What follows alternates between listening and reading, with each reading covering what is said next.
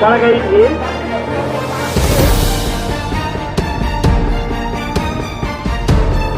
सभी के बीच में इसलिए शेयर करना चाहेंगे कि स्थिति है कि हम ही लोग दिव्यांग की स्थिति में पहुंच गए हम लोग।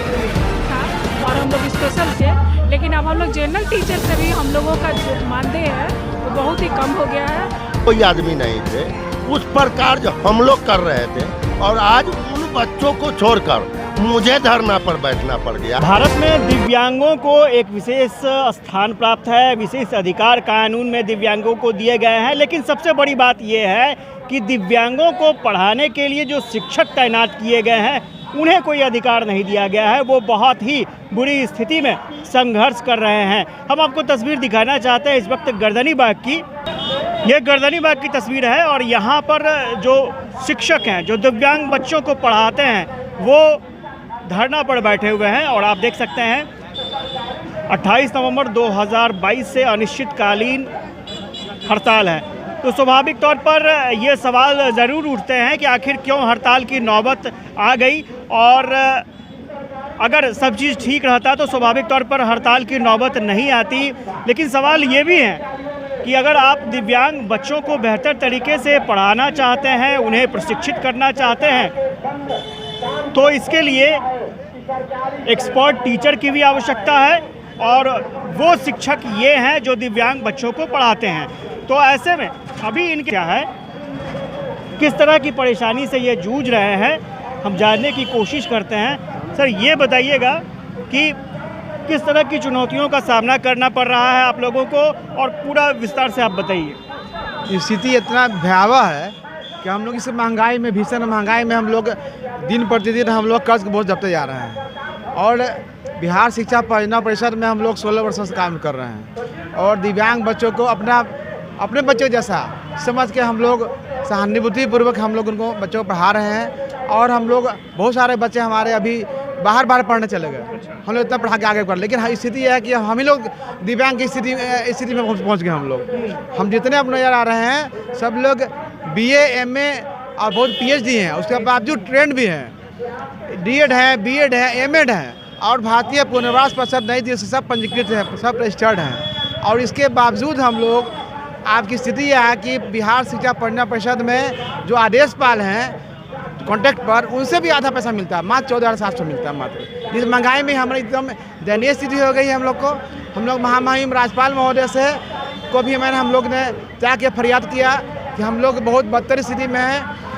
ये यहाँ से बिहार ऐसा देश का राज्य है जहाँ की पूरे विश्व में यहाँ ज्ञान फैला है, लेकिन हम लोग ज्ञान बांटने वाले हम अपने आप को बहुत कठिन महसूस कर रहे हैं हम लोग। और अब लग रहा है कि हम लोग अपने लाइफ के सबसे बड़ा भूल किया, हम लोग ये कोर्स कर लिए, ये स्थिति में उत्पन्न हो गया हम लोग को। बड़ी बात यह है कि विशेष प्रशिक्षण, विशेष कोर्स करने के बाद इस नौकरी में आए थे, लेकिन जो नतीजा निकलकर सामने आया है वो चौंकाने वाला है। मैडम आप आगे आइएगा, ये बताइए मैडम, अभी किस तरह की परेशानी आप लोग फेस कर रही हैं और क्या कहेंगी? अभी तो एक तो अगर हमारी व्यवस्था में कहा जाए तो दिव्यांग बच्चों को, दिव्यांग लोगों को विशेष सुविधा है, लेकिन जो शिक्षक हैं जो इनको प्रशिक्षित करते हैं, भाई उनकी स्थिति तो मुझे पहली बार पता चली कि भाई ये स्थिति है। जी, हम लोगों के साथ पूरी तरह से नाइंसाफ़ी हो रही है।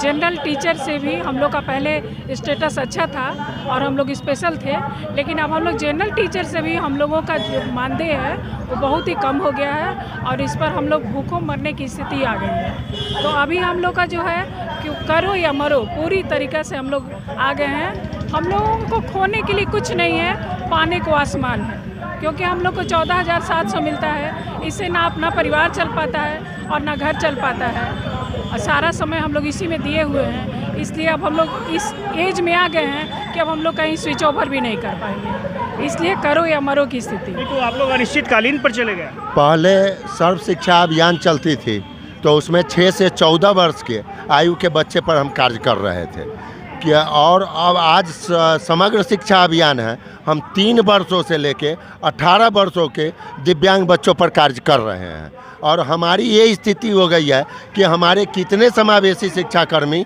स्वर्ग को सिद्धार गए जो अपना इलाज तक नहीं करा सके। और आज की तारीख में आपको बता दें कि हम सर्वेक्षण करके घर से उन बच्चों को हम लोग निकालते हैं और उनको स्कूल तक जोड़ने का काम करते हैं। उनके चिकित्सीय परामर्श उनके अभिभावक को देते हैं। उनकी निष्ठा प्रमाणीकरण के लिए सदर अस्पताल तक का चक्कर हम लोग लगाते हैं। और सरकार का भी जितना कल्याण विभाग हो या सर्व शिक्षा अभियान का हो, समग्र शिक्षा अभियान का हो या डीएम साहब का कार्यक्रम हो, सारे कार्यक्रमों में निःशक्त बच्चों को शामिल हम लोगों के द्वारा किया जाता है। और हम लोगों की ये स्थिति हो चुकी है आज की तारीख में कि जिन बच्चों पर कार्य करने वाले कोई आदमी नहीं थे, उस पर कार्य हम लोग कर रहे थे। और आज उन बच्चों को छोड़कर मुझे धरना पर बैठना पड़ गया।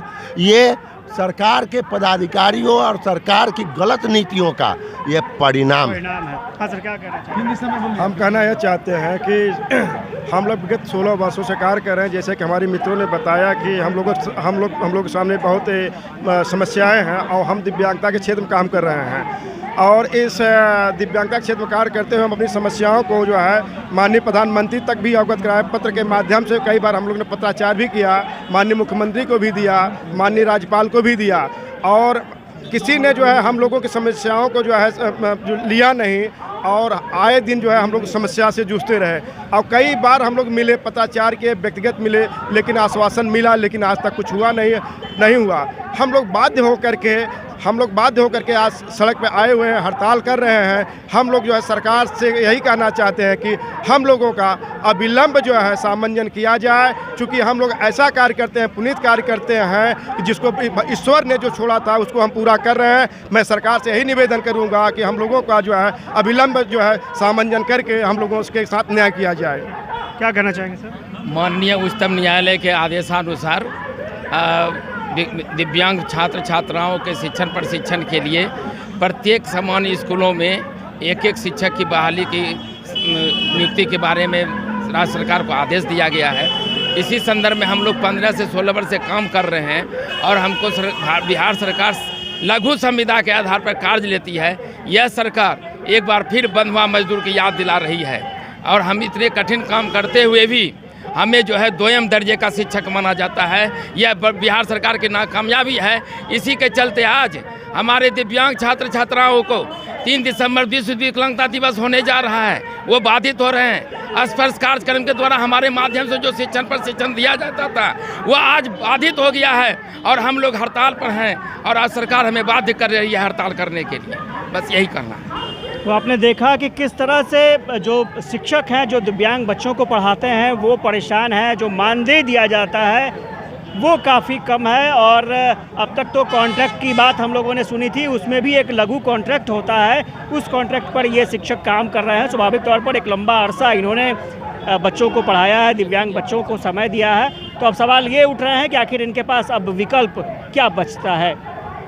आशुतोष चंद्र, यूबी न्यूज़, पटना।